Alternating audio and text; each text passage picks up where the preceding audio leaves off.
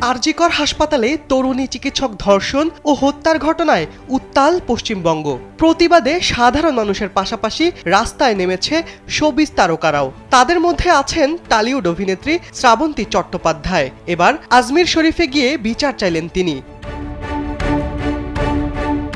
সামাজিক যোগাযোগ মাধ্যমে এ তথ্য জানিয়েছেন অভিনেত্রী নিজেই। সোশ্যাল হ্যান্ডেলে কিছু ছবি শেয়ার করেছেন শ্রাবন্তী। সেখানে তার সঙ্গে ছিলেন অভিনেত্রী তনুশ্রী চক্রবর্তী। মাথায় ওড়না দিয়ে প্রার্থনা করে সুতা বেঁধেছেন শ্রাবন্তী। ওসব ছবি শেয়ার করে শ্রাবন্তী লিখেছেন, শান্তি ফিরুক, ন্যায় বিচারের জন্য প্রার্থনা করলাম।